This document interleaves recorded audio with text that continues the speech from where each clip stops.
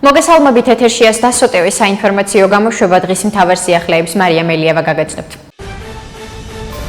ევროკავშირის უმაღლესი წარმომადგენელი საგარეო საქმეთა და უსაფრთხოების საკითხებში კაია კალასი განმარტავს წერილის შინაარსს, რომელიც საქართველოსთვის რეკომენდაციებს მოიცავს და ბოლო ვადად აგვისტოს ბოლოს ახელდება. კერძოდ, კალასის თქმით არის რეკომენდაციები, რომლებიც საქართველოს ვიზა ლიბერალიზაციის შეჩერების ანგარიშშია მოცემული, რაც შეეხება ევროკავშირის რეაგირებას. თუ რეკომენდაციები არ შესრულდება კალასის თქმით, ამას შედეგები მოყვება, რათა საზოგადოებამაც დაინახოს, რომ მისი მთავრობა ევროპულ გზაზე არ არის და კანდიდატის სტატუსს სერიოზულად არ აღიქვამს. ევროკავშირის უმაღლესმა წარმომადგენელმა წერილის გარკვეული პუნქტები დაასახელა. თუ ეს რაღაცეები გვაქვს და ეს სარგებლიანი რამეა, ბონუსია, რომელსაც ქვეყანას ვაძლევთ, რომელიც არ ასრულებს პირობებს. ამას შედეგები მოყვება, რათა საზოგადოებამაც დაინახოს, რომ მთავრობა ევროპულ გზაზე არაა და კანდიდატის სტატუსს სერიოზულად არ აღიქვამს, განაცხადა კალასმა. ივანიშვილის რეჟიმი ყველანაირად შეეცდება უვიზო რეჟიმის შეჩერება ევროპას დააბრალოს. ამის შესახებ ნაციონალური მოძრაობის გენერალურმა მდივანმა პეტრე ცისკარიშვილმა განაცხადა. მისივე თქმით, საზოგადოებას უნდა ესმოდეს, რომ ქართული ოცნების გადაწყვეტილებებისა და მისი ქმედებების დამსახურებაა ის, სადამდეც დღეს მოვედით. ჩვენ საზოგადოებას უნდა ესმოდეს, რომ ოცნების გადაწყვეტილებების მათი ქმედებების დამსახურებაა ის, სადამდეც დღეს მოვედით. საბოლოოდ ალბათ შემოდგომისთვის მივა ბოლომდე ის საქმე, რასაც ქვია სავიზო რეჟიმის დაბრუნება შენგენის ქვეყნებთან მიმოსვლის დროს. ეს დაგვაზიანებს ჩვენ პოლიტიკურადაც, ეკონომიკურადაც, ტურიზმის თვალსაზრისითაც და მთლიანობაში ევროინტეგრაციის გზაზე უკან დავიხევთ, განაცხადა პეტრე ცისკარიშვილმა. ერთადერთი მთავარი კოზირი, რაც კი აქვთ დარჩენილი, არის ის, რომ შიდა არეულობა ჩვენს ხალხს ზემოქმედება გამოიყენონ და რა გზით უნდა მოხდეს ეს ვიზა ლიბერალიზაციასთან დაკავშირებული შემაშინებელი მესიჯებით. ასე ეხმიანება საპარლამენტო უმრავლესობის ლიდერი ფრაქცია ქართული ოცნების თავმჯდომარე მამუკა მდინარაძე ევროკომისიის წერილს. მდინარაძის განცხადებით, მას შემდეგ რაც დაინახეს, რომ საქართველო ომში ჩართვას არავითარ შემთხვევაში არ აპირებდა, დღის წესრიგში დადგა საქართველოს ხელისუფლების ცვლილება. მდინარაძის განმარტებით, ოპოზიცია და მათი დამკვეთები დღის წესრიგს ვიზა ლიბერალიზაციასთან დაკავშირებულ შანტაჟს ზიაგებენ, რომ ქართველებმა თავისივე ხელით თავისი ხელისუფლება გაისტუმრონ და მოვიდეს ისეთი ხელისუფლება, რომელიც ომში ჩაერთვება. ამასაც გადავიტანთ და ბოლოს ყველა დარწმუნდება, რომ ჩვენს გარეშე, ანუ ქართველი ხალხის და მისი არჩეული ხელისუფლების გარეშე, აქ არანაირ манипулირებას აზრი არ აქვს, განაცხადა მამუკა მდინარაძე მიმედის ეთერში. საქართველოს პრემიერ-მინისტრი ირაკლი კობახიძე თურქეთის რესპუბლიკის ვაჭრობის მინისტრ ომერ ბოლატს შეხვდა, რომელიც თბილისში საქართველო-თურქეთის ბიზნეს ფორუმის ფარგლებში იმყოფება. ამის შესახებ ინფორმაციას მთავრობის ადმინისტრაცია ავრცელებს. ამავე ინფორმაციით შეხვედრაზე ხაზი გაესვა ორი ქვეყნის სტრატეგიული პარტნიორობის მნიშვნელობას და აღინიშნა სხვადასხვა სფეროში, მათ შორის პოლიტიკური და ეკონომიკური მიმართულებებით ორმხრივი ურთიერთობების განვითარების პოზიტიური დინამიკა. საუბარი შეეხო რეგიონული მნიშვნელობის ერთობლივ პროექტებს, ასევე სავაჭრო ბრუნვის ზრდის დადებით ტენდენციას. განსაკუთრებული ყურადღება გამოხვილდა რეგიონში მშვიდობისა და უსაფრთხოების მნიშვნელობაზე. შეხვედრას საქართველოს ეკონომიკისა და მდგრადი განვითარების მინისტრი მარია მქრივიშვილი, ფინანსთა მინისტრი ლაშა ხუციშვილი და მთავრობის ადმინისტრაციის უფროსი ლევან ჟორჟოლიანი დაესწრნენ. ნათქვამია ინფორმაციაში.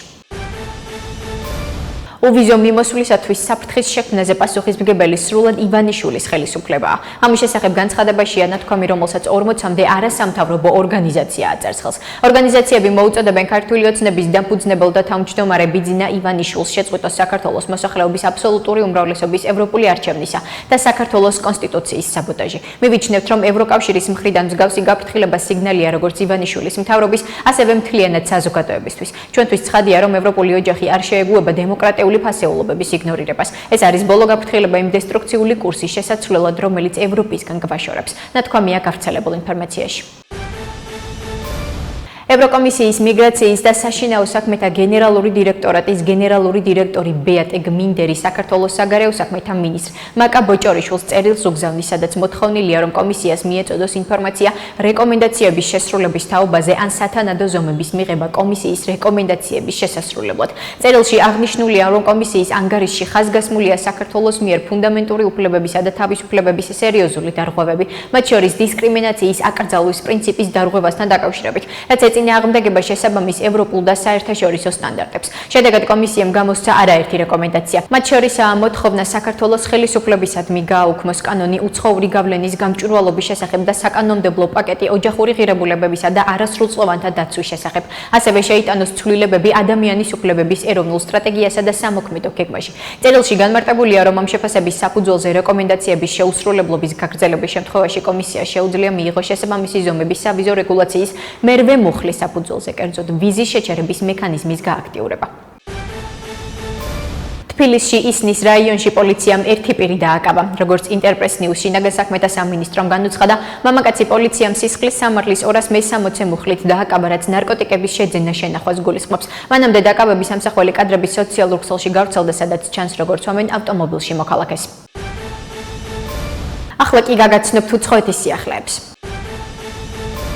დრუზების უფლებების დაცვა ჩვენს პრიორიტეტს წარმოადგენს. ამის შესახებ სირიის პრეზიდენტმა აჰმედ ალ-შაარამ განაცხადა. მისი განცხადებით სირიის პრეზიდენტის სასახლესა და ქვეყნის თავდაცვის სამინისტროზე განხორციელებული საჰაერო დარტყმებით ისრაელმა მიზანში სამოქალაქო და სამთავრობო ობიექტები ამოიღო. ჩვენ ომის არ გვეშინია, მთელი ცხოვრება გამოწვევების წინაშე ვდგავართ და ჩვენს ხალხს ვიცავთ, მაგრამ სირიელების ინტერესები ქაოსსა და ნგრევაზე წინ დავაყენეთ, განაცხადა აჰმედ ალ-შაარამ. მისი თქმით, ისრაელის საჰაერო იერიშებმა სიტუაციის ესკალაცია გამოიწვია. ამერიკულმა, არაბულმა და თურქულმა ეფექტურმა შუამავლობამ რეგიონი გაურკვეველი ბედის წერისგან იხსნა, აღნიშნა სირიის პრეზიდენტმა. ერაყის აღმოსავლეთით ქალაქ ალ-კუტში სავაჭრო ცენტრში გაჩენილ მასშტაბურ ხანძარს სულ მცირე 50 ადამიანი ემცხვერპლა. ინფორმაციას ქვეყნის სახელმწიფო საინფორმაციო სააგენტო ავრცელებს. სოციალურ მედიაში გავრცელებულ ვიდეოებში ჩანს, როგორ მოედო ცეცხლი 5-სართულიან შენობას ღამით. მეხანძრეები კი ხანძრის ლოკალიზებას ცდილობდნენ. ხანძრის გამოწვევი მიზეზები ჯერჯერობით ცნობილი არ არის. სამხრეთ კორეაში ძლიერი წვიმის შედეგად სულ მცირე 2 ადამიანი დაიღუპა, საჭირო გახდა 1000-ზე მეტი ადამიანის ევაკუაცია. კორეის მეტეოროლოგიური სამსახურის ცნობით, ძლიერმა წვიმამ სამხრეთ ჩუნჩეონგის რეგიონში რეკორდული ნალექი გამოიწვია. მათივე ცნობით, სტიქიის გაგრძელების გამო რამდენიმე რეგიონში მეწყრის საფრთხე განგაშის უმაღლეს დონემდე გაიზარდა. განათლების სამინისტროს ცნობით, ძლიერი წვიმის გამო დაახლოებით 403 სკოლა დაიხურა და ზიანდა 166 შენობა. ლატვიის საგარეო საქმეთა მინისტრ ბაიბა ბრაჟეს განცხადებით, ამერიკის შეერთებული შტატების პრეზიდენტი დონალდ ტრამპი რუსეთისთვის დამატებითი სანქციების დაწესებას 50 დღე არ უნდა დაელოდოს. ინფორმაციას პოლიტიკო ავრცელებს. ეს უფრო ადრე უნდა მოხდეს, განაცხადა ბრაჟემ და დასძინა, რომ აზრი არ აქვს რუსეთის პრეზიდენტ ვლადიმერ პუტინისთვის მეტი დროის მიცემას მაშინ, როცა რუსული ძალები უკრაინაზე თავდასხმებს აგრძელებენ. ლატვიის საგარეო უწყების ხელმძღვანელის თქმით, დასავლეთმა დაუყოვნებლივ უნდა გააძლიეროს ზეწოლა მოსკოვზე, რათა მას მოლაპარაკებების მაგიდასთან დაჯდომა აიძულოს. ამის გაკეთების ერთ-ერთი გზა კი სანქციების დაუყოვნებლივ დაწესებაა. ბრაჟე მიიჩნევს, რომ სანქციებს შეუძლია რეალური გავლენა მოახდინოს ბრძოლის ველზე. მისი თქმით, დაზვერვის შეფასებების თანახმად რუსეთის პრეზიდენტი ვლადიმერ პუტინი ომის დასრულებით დაინტერესებული არ არის. ასეთი იყო მიმდინარე სიახლეები მომავალ შეხვედრამდე.